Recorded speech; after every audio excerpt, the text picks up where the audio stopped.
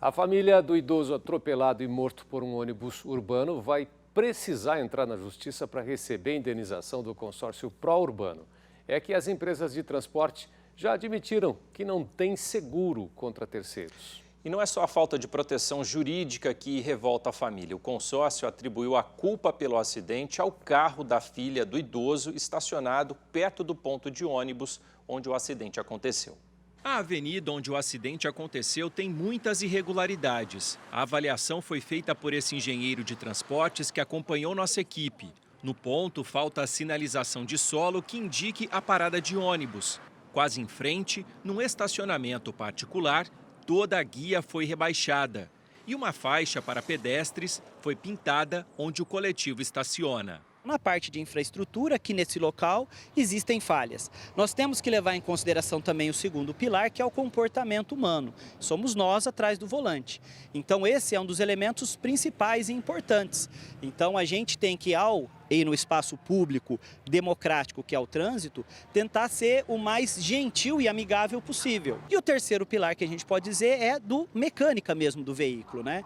Então, os retrovisores, a parte visível desses veículos hoje costuma ser muito bom. É claro que existem veículos modernos com sensores capazes de sinalizar se o passageiro já saiu totalmente ou não, pontos cegos no próprio retrovisor, tudo isso ajudaria. No final de semana, José Machado da Silva, de 75 anos, caiu do ônibus quando descia no ponto em frente à casa dele, na Avenida Otávio Golfeto, zona oeste de Ribeirão Preto.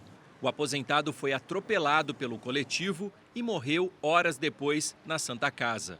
Segundo a filha do idoso, o motorista arrancou com o ônibus enquanto o pai ainda descia. Meu pai já foi caminhoneiro e ele até chegou a comentar, nossa, coitado, eu acho que o motorista deve ser inexperiente, coitado, porque eu acho que ele não viu, eu acho que ele não olhou para o espelho para ver que eu realmente tinha descido do ônibus. O consórcio Pró-Urbano lamentou a morte do aposentado e disse que um carro parado em frente ao ponto impediu o motorista de estacionar, como mostra essa foto feita no momento do acidente.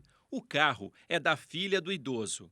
O engenheiro de transporte não concorda com essa defesa. Segundo ele, o motorista do ônibus deveria ter observado pelo retrovisor se o passageiro tinha descido antes de seguir viagem. Era possível sim, com o retrovisor e com os equipamentos que ele tinha, não havia, pelo que a gente consegue ver aqui, a possibilidade do passageiro ter entrado num ponto cego.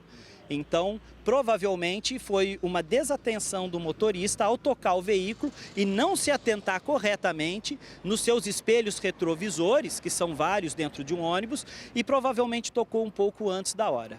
Essa passageira diz que acidentes parecidos já aconteceram no mesmo lugar. Segundo ela, por pressa dos motoristas. Tinha que esperar as pessoas, outra vez foi a mesma coisa. A gente grita para eles, espera motorista para a gente descer. Não, eles vão tocando. Uma moça também, esse tempo atrás, foi apertada do ônibus. Se o povo não grita, ou a dona Júlia não grita, que foi o marido dela que faleceu, eles tinham acabado com a moça, como aconteceu ontem. A morte do aposentado acontece em meio a uma crise no sistema de transporte público de Ribeirão Preto. Na semana passada, a prefeitura apresentou o resultado da auditoria feita nas contas das empresas de ônibus. Além do rombo financeiro, também foi confirmado que o seguro para cobrir acidentes contra passageiros não é pago desde 2020. A auditoria apontou que o seguro não foi pago de dezembro de 2012 a junho de 2014. Por intervenção do Ministério Público, voltou a ser pago por mais 5 anos, sendo suspenso novamente em 2020 e 2021. A dívida do consórcio chega a quase 68 milhões de reais. O estudo sugere que a prefeitura repasse 80 milhões de reais por ano para manter as contas das empresas de ônibus em dia.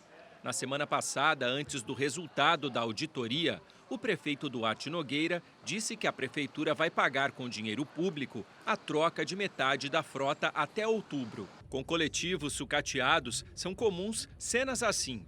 Nesse flagrante, o ônibus circula pela Avenida João Fiuza com as portas abertas. Nós estamos fazendo uma reavaliação no contrato da concessão de ônibus e a prefeitura deverá fazer, portanto, um investimento na frota para que nós possamos, mantendo a tarifa sem onerar o usuário, fazer investimentos para a substituição da nossa frota dentro de um planejamento contratual que está sendo estudado e realizado pela Prefeitura. A família do idoso atropelado pelo ônibus diz que vai buscar na justiça a punição dos envolvidos na morte do pai, que tinha saído de casa para comprar doces para os netos. Vai ser bem difícil, porque o meu pai era a rocha da família.